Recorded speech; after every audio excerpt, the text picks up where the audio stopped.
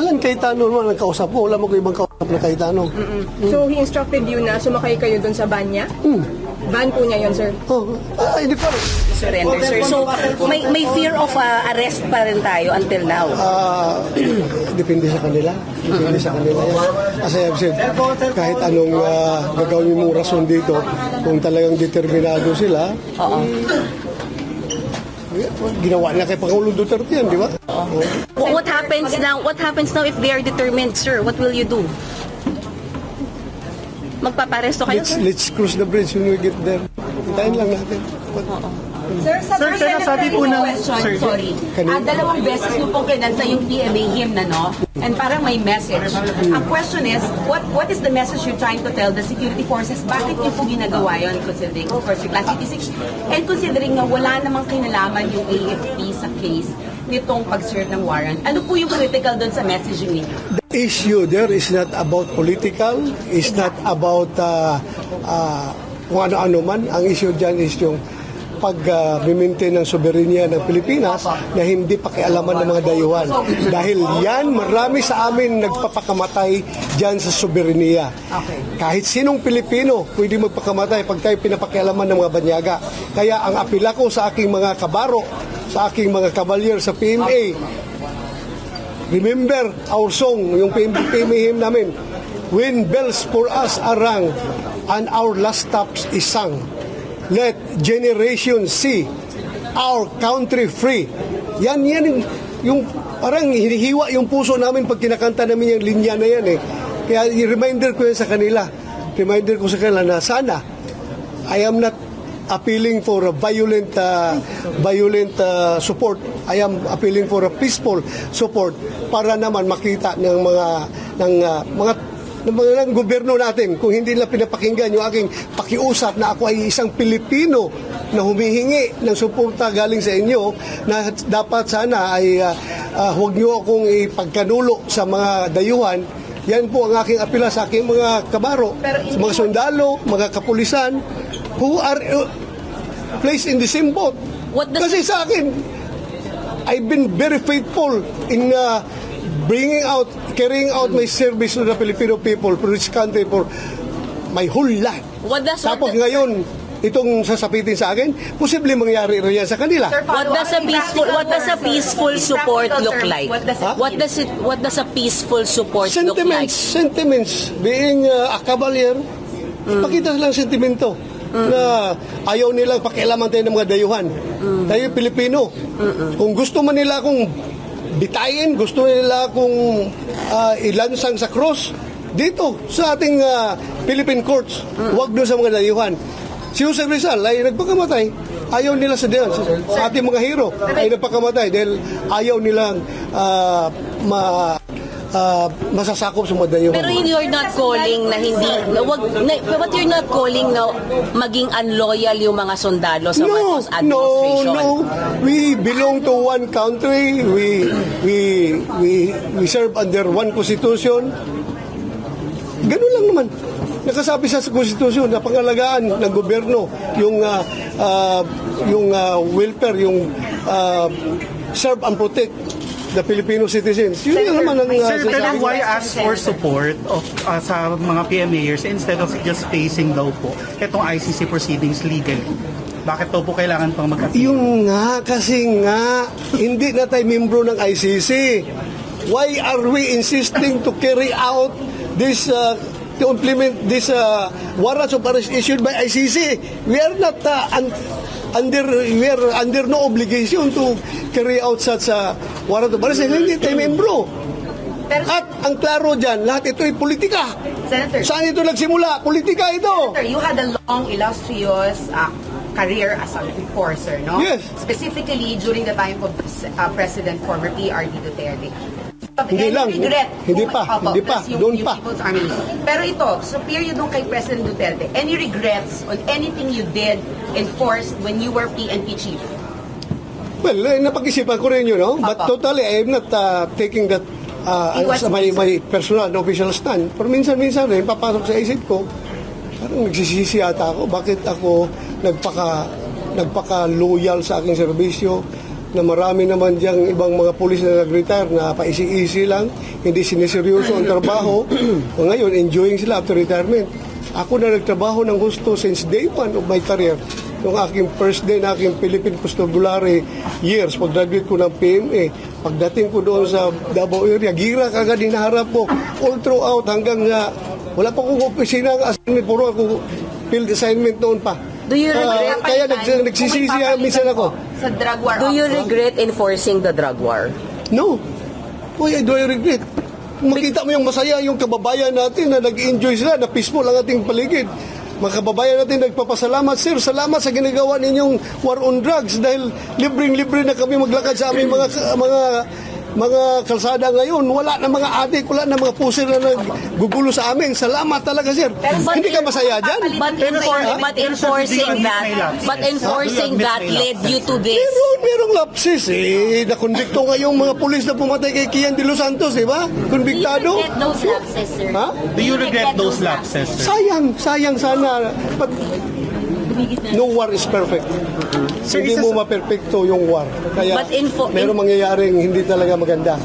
But enforcing the drug war led you to this, na Yes. posible kayong maaresto. Yes. Sir, your thoughts on it?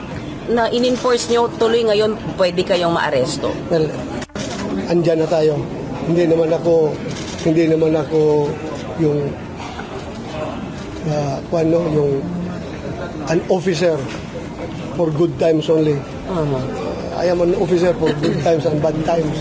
So, if this is bad times, so make it. Ba't ka magawa?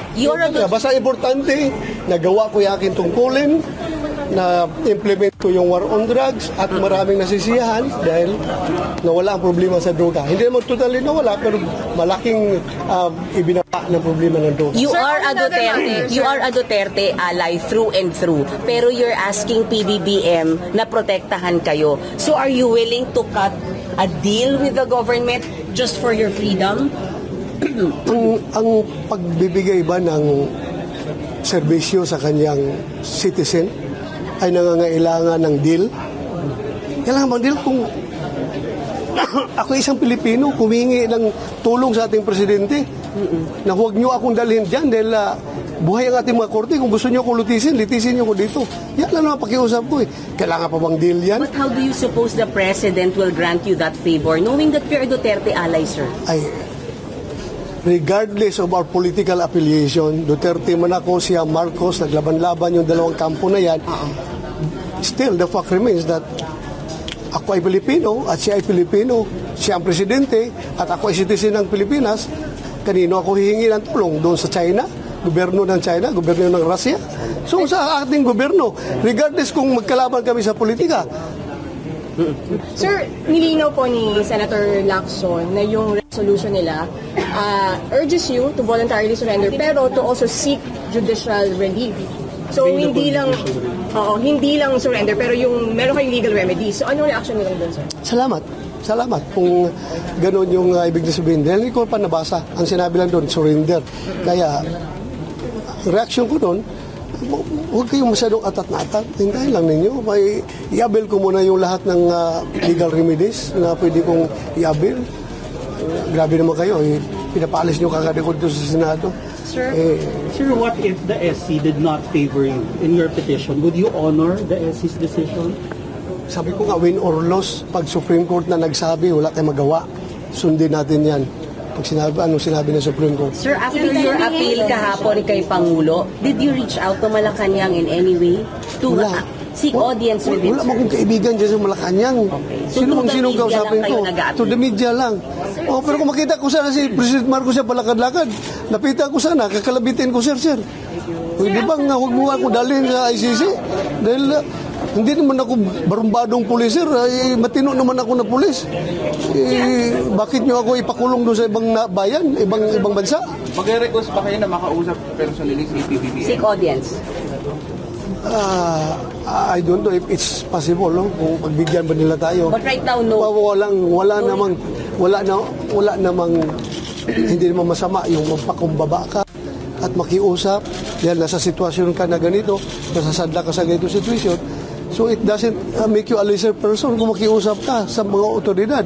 But are you making that appeal now, sir, to seek audience with the President?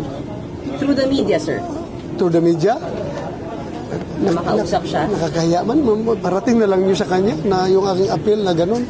Sabihin ninyo, sumisip-sip namatay sa kanya. At ang akin lang talaga ay sa bilang presidente, sana tingnan niya ang kapakanan ng bawat Pilipino. At kasama na dyan yung kapakanan ko.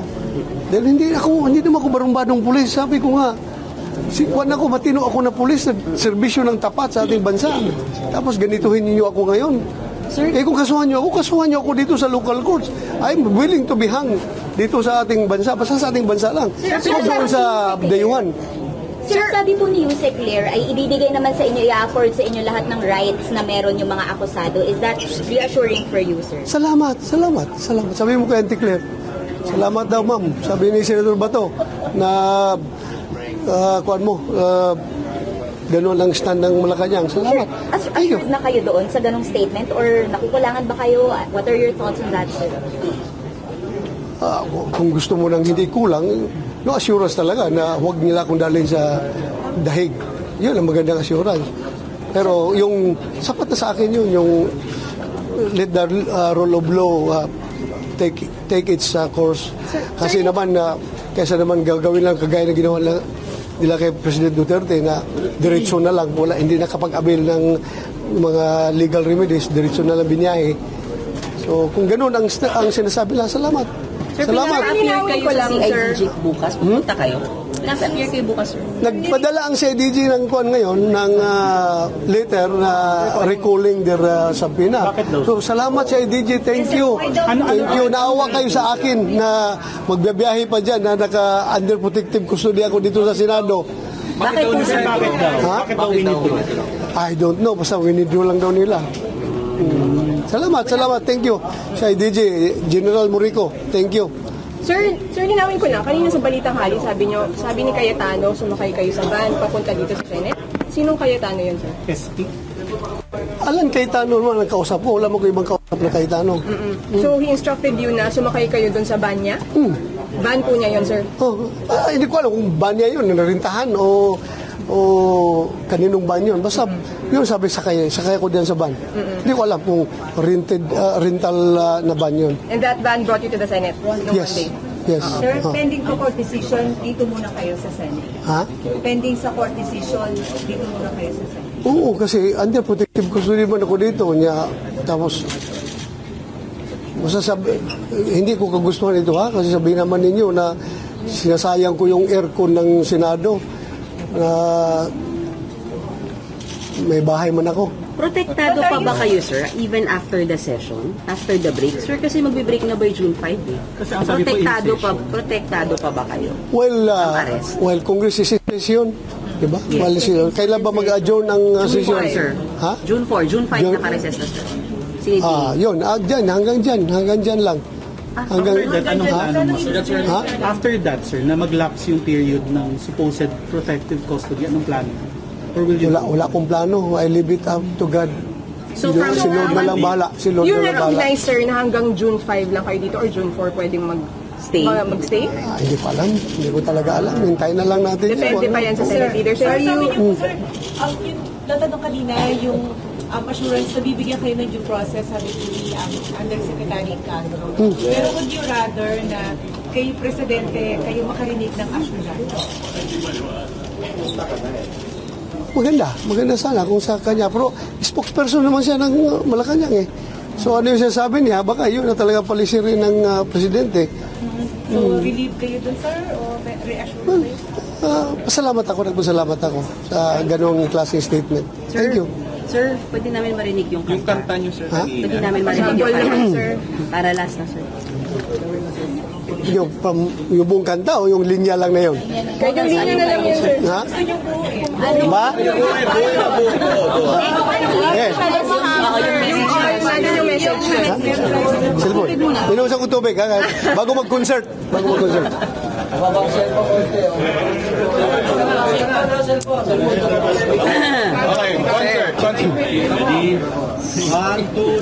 Sandali lang ha, baka mapagalitan ako ng mga upper class. Bakit? Sige lang. Yung line na lang. Ha? Yung line na lang. Yung line lang na yung pinaka-importanting line. Oh.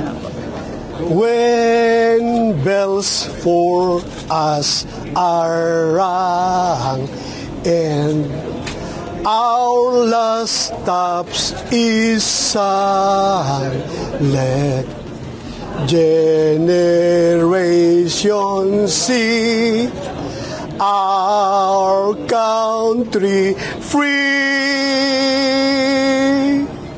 Only due righteous way, those solid ranks of gray, thy virtues to display. Academy, oh hail to thee.